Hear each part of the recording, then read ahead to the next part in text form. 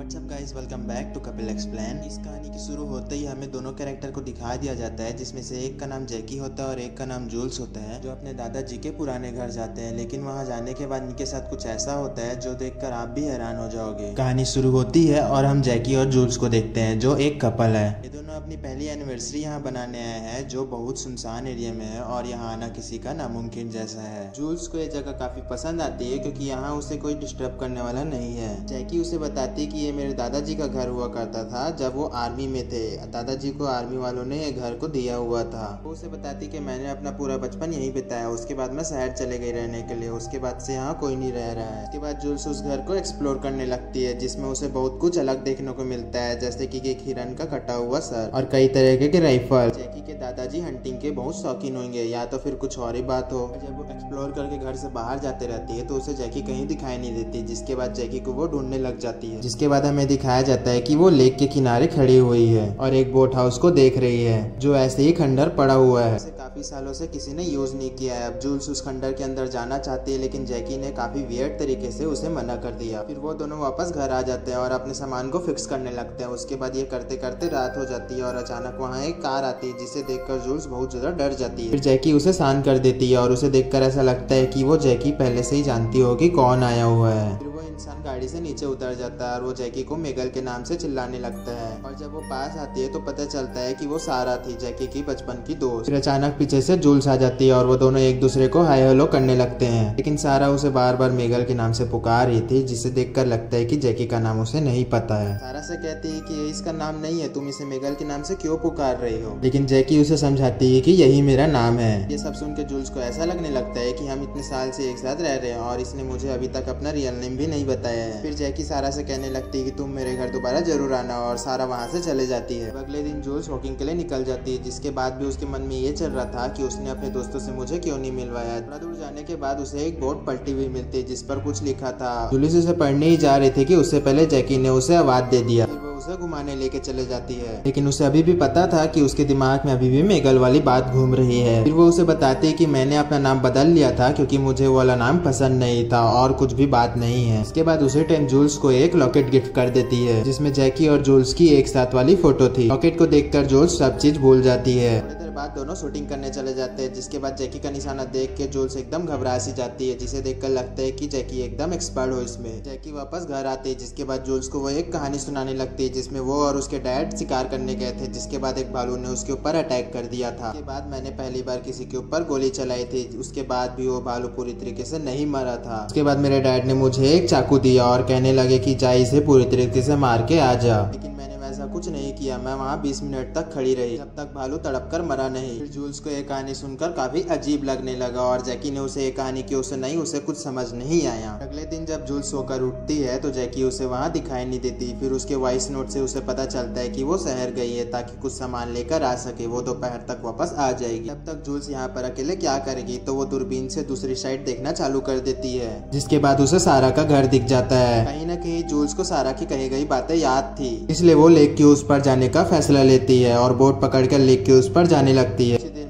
पहुंच जाती है, जिसके बाद उसे सारा और उसका हस्बैंड मिलता है। दोनों एक दूसरे को इंट्रोड्यूस करते हैं, जिसके बाद सारा का घर किसी हंटर प्लेस से कम नहीं लग रहा था। तो एक फोटो भी मिलती है जिसमें जूल्स, जेनी और सारा भी थी। सारा वहाँ आ जाती है और वो बताती है कि हमारी बचपन की फोटो है। तो जूल्स पूछती है कि जेनी कहाँ है। सारा बताती है कि उसकी मौत हो गई थी, जो बात जैकी ने अभी तक मुझे बताई नहीं थी। वो वापस घर ही आ रही थी, जिसके बाद उसे बीच में ही जैकी मिल जाती है, जिसके बाद वो बिना समय गए वो उसे जेनी के बारे में सवाल करती है और पूछती है कि तुमने मुझसे ये सब क्यों छुपाया। फिर जैकी उसे एक और कहानी सुनाने लगती है। जब हम छोटे थे तो हमारे बीच में रेस हो गई थी, जिसके बाद मैं काफी आगे निकल चुकी थी और जब मैं पीछे मुड़कर देखी तो जेनी वहाँ नहीं थी। वो पानी में पूरी तरीके से डूब चुकी थी और 3 दिन बाद उसे उसकी लाश मिली, जिसे पुलिस वालों ने ढूंढा था। और मेरे से पूछताछ तो की जाती है, लेकिन उन्हें कुछ नहीं मिलता है। इसके बाद से हमेशा मेरे मन में ये गिल्ट रहती है कि जेनी की जान मेरी वजह से गई है। इसके बाद से मैंने ये बात किसी को नहीं बताई, तुम्हें भी नहीं, क्योंकि तुम भी मुझ पर शक करने लग जाती। ये कहानी सुनकर जूल्स को बहुत बुरा लगने लगता और वो जैकी को माफ कर देती है। जैकी उसे एक पहाड़ पे ले जाती है, जहाँ का व्यू बहुत अच्छा था। जूल्स वहाँ काफी इंजॉय करने लगती है। जिसके बाद एक ऐसी बात होती है ना तो जूल्स ने सोची थी और ना ही हमने। जैकी उसे आकर पीछे से धक्का दे देती है। उसके बाद जूल्स सीधा पहाड़ के नीचे गिर जाती है और जूल्स को काफी ज्यादा चोटें आ गई थी, लेकिन हमें जैकी के चेहरे में जरा भी पछतावा नहीं दिखता है। इसके बाद वो वापस घर आ जाती है और वो रोने की प्रैक्टिस करने लगती है ताकि वो पुलिस के सामने अच्छे से रो सके, लेकिन वो अभी भी पुलिस को नहीं बुलाती है। उस जगह चल देती है जहाँ पर जूल्स को उसने नीचे गिराया था और वो वहाँ पर नहीं है, बस उसका लॉकेट वहाँ पड़ा हुआ है। इसका मतलब ये है कि जूल्स अभी भी जिंदा है और उसका राज कभी भी अब बाहर आ सकता है। जिसके बाद जैकी उसे ढूंढने के लिए जंगल के अंदर चले जाती है। पहली बार जूल्स को देखते हैं जिसके सर में काफी ज्यादा चोटें आई थी और पैर की हड्डियां टूट चुकी थी, लेकिन पर भी उसने अपने आप को बचाए रखा था। फिर जैकी उससे कहने लगती कि मुझसे गलती हो गई, मुझे माफ कर दो और अगर तुम यहाँ पर हो तो जल्दी से बाहर आ जाओ, मेरा ऐसा कोई भी मोटिव नहीं है। साइड में छुपी हुई जूल्स सब सुन रही थी और उसे लग रहा था कि वो सच बोल रही है, इसलिए वो बाहर आने लगती है। लेकिन फिर वो उसके चेहरे का एक्सप्रेशन देखने लग जाती है। इसके बाद वो समझ जाती है कि ये झूठ बोल रही है। फिर रात हो जाती है और वो अभी भी जूल्स को ढूंढ रही होती है, लेकिन जूल्स जंगल के अंदर छुपी रहती है क्योंकि उसे पता था कि अगर वो बाहर गई तो वो इस बार मारी जाएगी। लेकिन उसे पता था कि उसे अगले दिन कुछ न कुछ करना होगा वरना उसकी पूरी बॉडी में इन्फेक्शन फैल जाएगा। वहीं दूसरे तरफ जैकी बंदूक लेके घूम रही थी, वो भी पूरी तैयारी के साथ। लेकिन तब तक जूल्स जंगल से निकलकर घर पहुंच गई थी, जहां वो सबसे पहले अपने जख्मों को बैंडेज करती है और टाके लगाने लगती है। इधर जैकी को पता चल गया था कि वो घर आ चुकी है, लेकिन उससे पहले ही जूल्स वहाँ से भाग जाती है। वो लेक के दूसरी तरफ बोट से जाने लगती है। उसके जाने के बाद जैकी यहाँ घर आती है और उसे पता चल जाता है कि जूल्स यहाँ आई हुई थी, जो आसपास ही मौजूद है। फिर वो बाहर निकलकर जूल्स की बोट को देख लेती है। फिर वो एक दूसरी बोट लेकर उसका पीछा करने लग जाती है,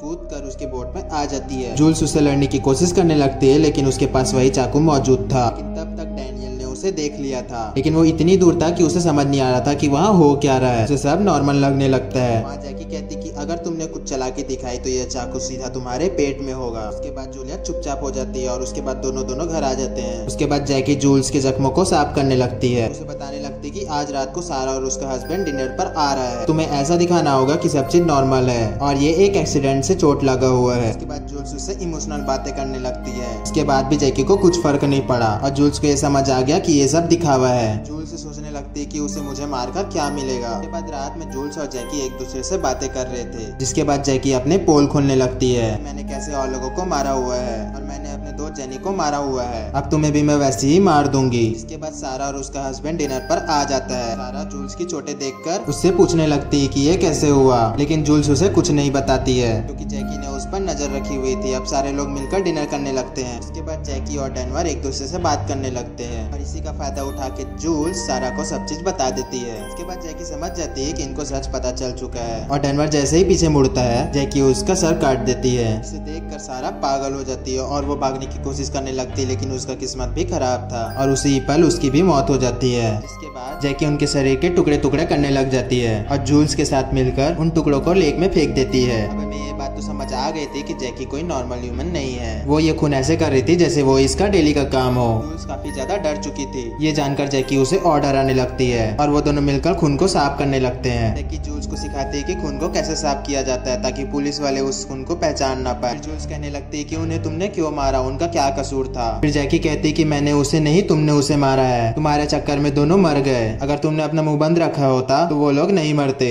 रात हो जाती है और जैकी ने जूल्स को अपने पास हाथ पैर बांधकर सुला लिया था। जूल्स जैसे जैसे करके आजाद हो जाती है और आजाद होते ही वो जैकी को चाकू से मार डालती है, लेकिन वो सपना देख रही हुई थी। अगले दिन जब वो सोकर उठती तो वो देखती कि हॉल में एक भालू का सर कटा हुआ था। ये वही था जिसे जैकी ने बचपन में मारा था। जब वो पूरी तरीके से मर गया था तो वो उसका सर को काट कर ले आई थी। अब कुछ देर बाद जैकी जूल्स को लेकर कहीं जा रही थी जहाँ वो शायद उसकी जान लेना चाहती है, लेकिन उससे पहले ही जूल्स जैकी के ऊपर एक बेहोशी का इंजेक्शन लगा देती है और कार से उतरकर भागने लगती है। लेकिन उसके पीछे पीछे जैकी भी पड़ी हुई थी और वो लोग वहीं पहुंच जाते हैं जहाँ जैकी ने जूल्स को गिराया था। लेकिन जैकी कुछ कर पाती उससे पहले ही वो बेहोश हो गई और जूल्स वहाँ से भाग जाती है। लेकिन वो भागना छोड़कर बाधे दूर से ही वापस आ जाती है। लेकिन तब तक जैकी वहाँ से भाग चुकी थी और जूल्स वापस घर आ जाती है जहाँ वो देखती कि जैकी वहाँ भी मौजूद नहीं थी। इसके बाद रात हो जाती है है और जैकी वहाँ वापस आ जाती है। यहाँ पर वो दोनों का फिर से आमना सामना हो जाता है, लेकिन जूल्स को देखकर ये साफ पता चल रहा था कि वो जैकी को मारना नहीं चाहती है, लेकिन उसे मारना उसकी मजबूरी है। और तभी वहाँ पर जैकी भाग जाती है और वो ऊपर वाले फ्लोर पर आ जाती है। इसके कारण जूल्स काफी जख्मी हो चुकी थी और वो खड़ी भी नहीं हो सक रही थी, जिसके बाद जैकी उसे घसीटकर हील पर ले आती है और इस बार वो पूरी जान से जूल्स को नीचे फेंक देती है ताकि वो इस बार जिंदा बचे ही ना। वो इस बार पूरी तरीके से श्योर थी कि जूल्स मर चुकी है और उसने पुलिस को भी कॉल करके बुला लिया था। तो उसे यकीन हो गया था कि जूल्स की मौत तो हो चुकी है। वो घर जाने के बाद सबसे पहले इंसुलिन का डोज लेती है क्योंकि उसे डायबिटिक है और पास में रखे हुए एक लैपटॉप को ओपन करने लग जाती है, जिसमें उसे एक वीडियो दिखता है जो असल में जूल्स ने रिकॉर्ड की थी। इसमें वो उसे बताती कि उसने इंसुलिन वाले डोज में नाइट्रोजन मिला दिया था क्योंकि उसे अच्छे से पता था कि वो जैकी से कभी जीत नहीं पाएगी। अब ये चीज देखने के बाद जैकी के तो होश ही उड़ जाते हैं और वो घर से बाहर निकलकर भागने लग जाती है ताकि वो जल्दी से रोड तक के पहुंच सके। इसी टाइम उसका सामना एक भालू से हो जाता है और यहीं पे हमें ये दिखाया जाता है कि कैसे उसने एक भालू की दर्दनाक से मौत ली थी। तो उसका कर्म है वो वहाँ से तुरंत भागने लग जाती है, पर डोज के कारण वो कुछ देर बाद भागते भागते गिर जाती है और भालू उसे चीर कर खाने लग जाता है। धीरे धीरे उसकी मौत हो जाती है। दूसरी ओर हम देखते हैं कि जूल्स भी मर चुकी है। यहाँ पर दोनों के दोनों मर चुके थे और कहानी के अंत में ये बताया जाता है कि जैकी एक मेंटल पेशेंट थी और उसे करने में ऐसा मजा आता है, लेकिन इस बार उसकी किस्मत खराब थी और वो खुद ही मर गई। अब आप कमेंट करके बताओ।